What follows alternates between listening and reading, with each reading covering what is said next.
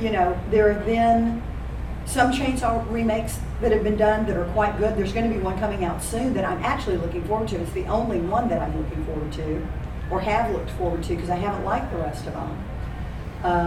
These two European filmmakers, Alexandre Bustillo and Julien Marie, they're French. They're doing the backstory of Leatherface, which has been done with all the other bad guys. The difference being that these are two very skilled craftsmen, these filmmakers. These guys are going to put on a show that is worth you spending some time with.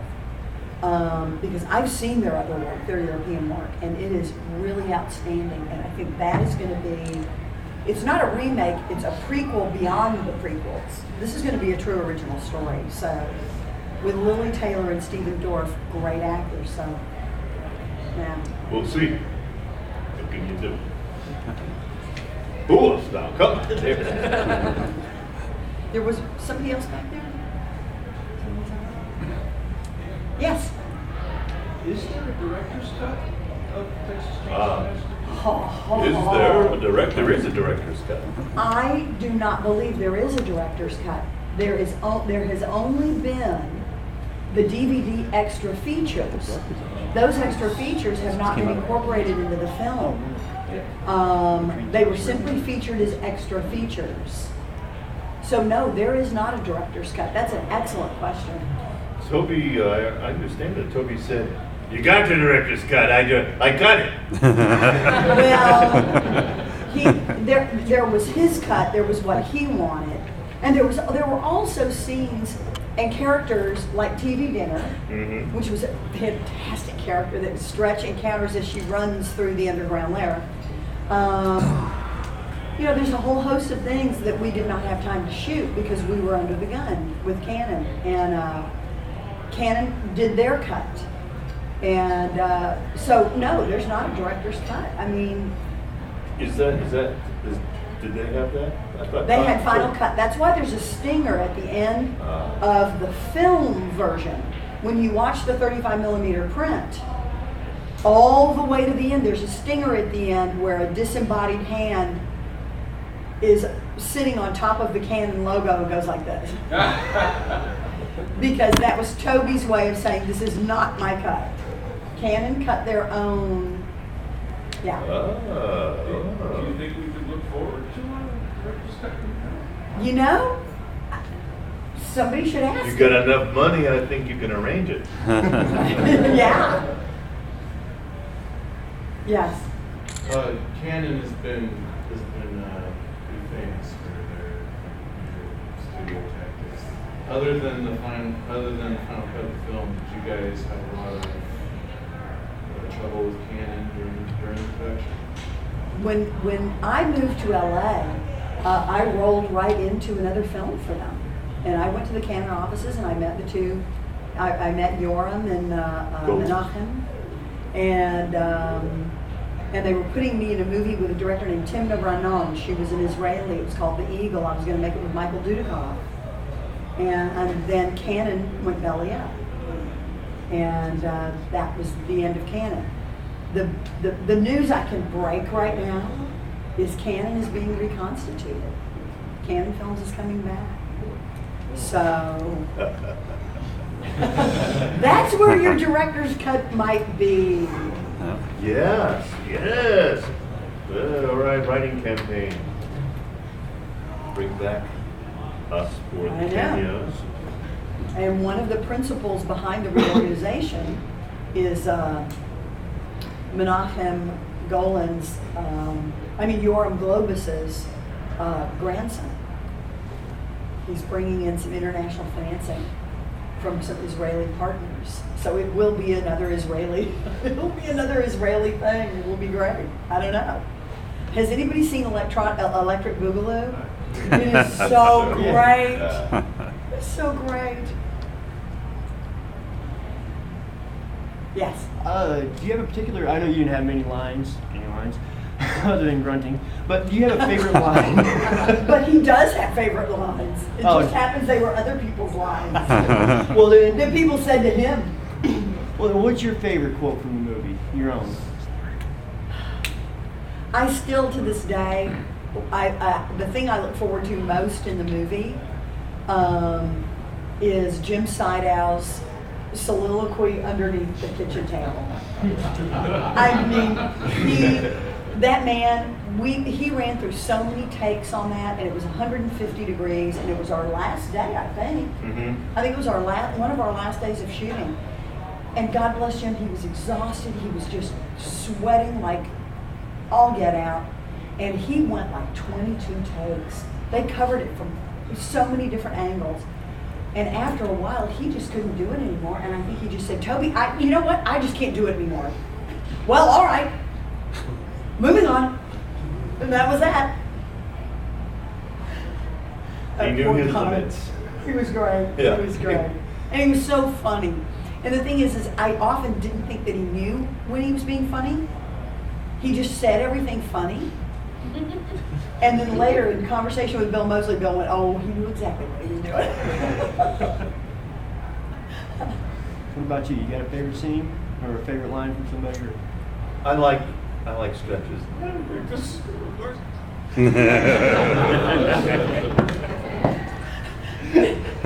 I thought that was so great. And the other scene I loved was his love offerings when we were at the dinner table. He keeps bringing me dead and squirming things and rubbing them on my face. And you could look into his eyes, because I was always supposed to keep my eyes on his eyes. You could look into his eyes and just see the love pouring forward. I wish I could help you though. I can't do it. Any Dennis Hopper stories? Oh, God.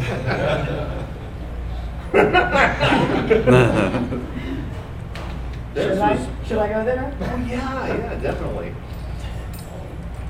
So Dennis was a very elegant man. He was originally from California, started his career in San Diego at the Old Globe Theater, began collecting art early on. He was a mama's boy, even though he had a sister, he was a mama's boy.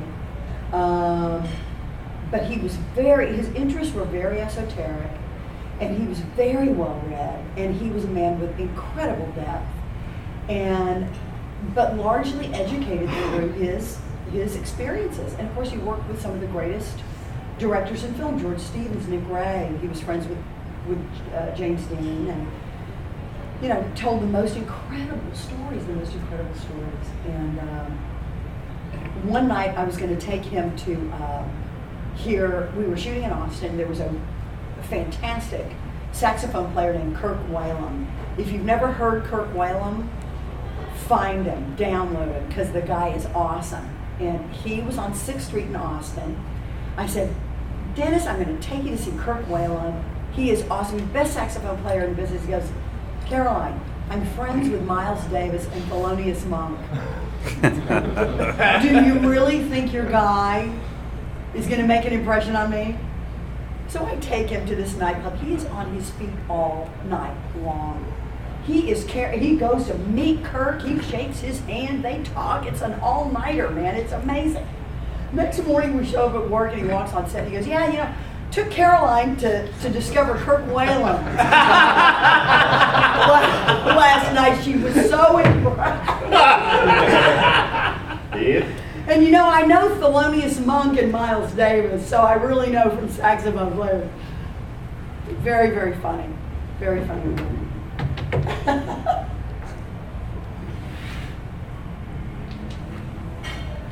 Comment. When I first heard about this, the underground layer set, I've always assumed it was underground somewhere, and to find that was actually an above ground set, it was quite a feat. They did a hell of a job decorating that. That was Kerry White. He is now world renowned as an art director. And it was the press room where they used to create the newspaper, Austin American Statesman. And it was like 3 floors high, massive. He blew gunite through the entire thing, which is like the swimming pool surface.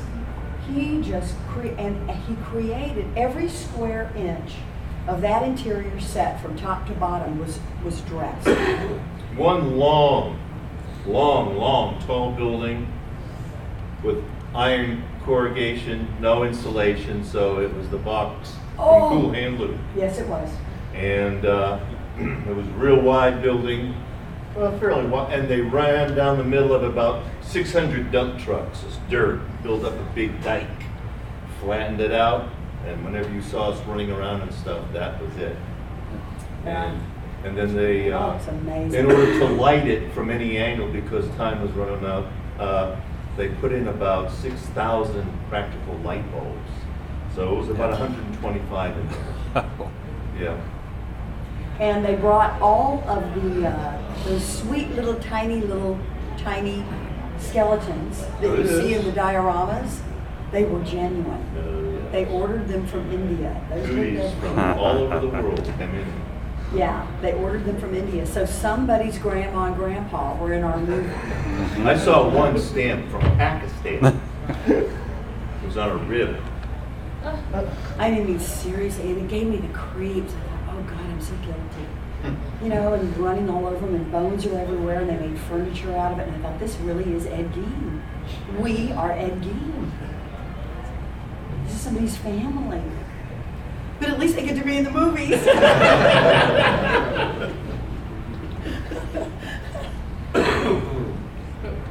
So what are your guys' favorite movies? There's so many. Because the history of film is so long and so extensive. I love Harold Lloyd. I love the science. I am an absolute slave to TCM, Turner Classic Movies.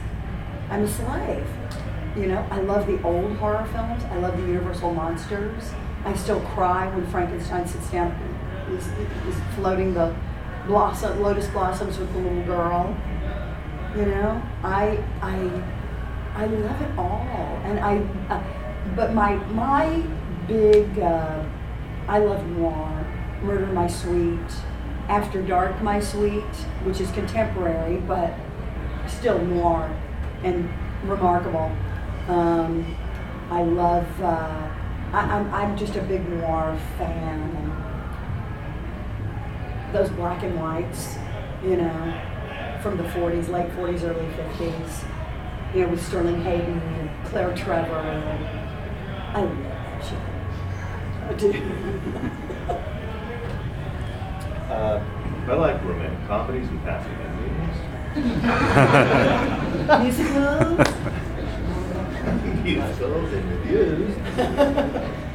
Blast from the Past is a favorite film, but I've never heard of it. Christopher Walken, Carrie Spacek, Sissy Spacek? Sissy Spacek, and Brendan Fraser. Brendan Fraser. Alicia Great, Silverstone. funny movie. And Crazy People with Dudley Moore. Very, very funny. I like Silence of the Lambs. I like a good Kubrick. You know? Oh, yeah. I love anything Kubrick, David Fincher, you know, contemporary filmmakers. God, there's so many talented filmmakers I still. like the Love Amelie. That's great. I mean, whenever I'm not doing stuff, you know, you have to do your errands, and you got to go to the cleaners, and you got to pick up something at 4:30 for dinner, and blah, blah, blah. Whenever I'm not doing this thing, I'm either reading a good book or I'm watching movies. I love to watch movies. I live in a movie theater. I've been taking my kids to the movies since they were 3 and 4 years old.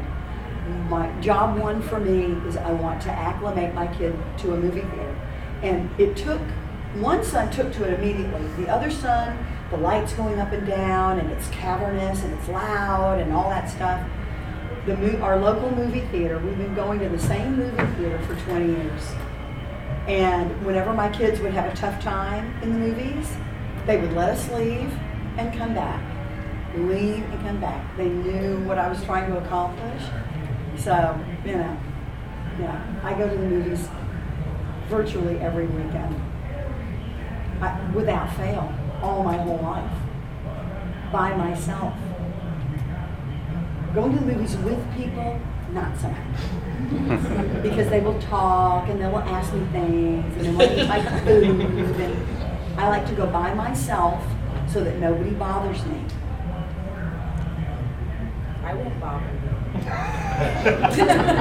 I would go with you. I would go with Bid. know my place. Shut up, Bill. I would go with same. So are there plans for a nice noir film for you in For the what? upcoming years? A nice noir film for you? Oh, a nice new noir film for you. You know, I changed my whole team, which is what I do every 2 years. I have a very bad reputation for that. When I'm not getting what I want, I move on. And there's some really good material out there. There's some very good material out there. And I did do a remake of Blood Feast for a German director named Marcel Waltz.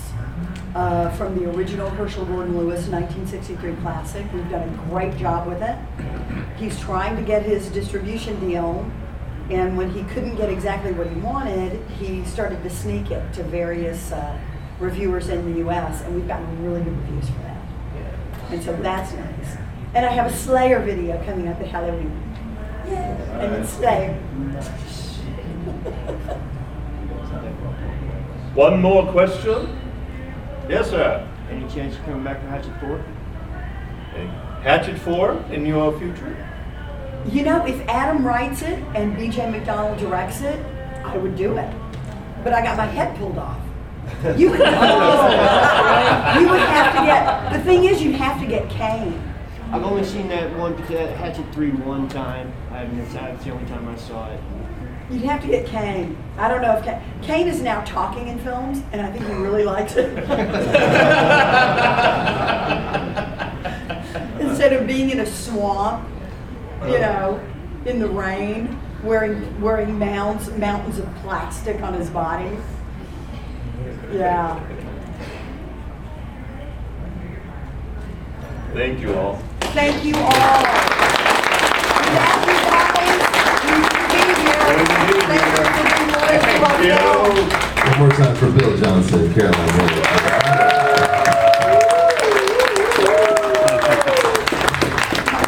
Hey, what's happening at 1 o'clock tomorrow?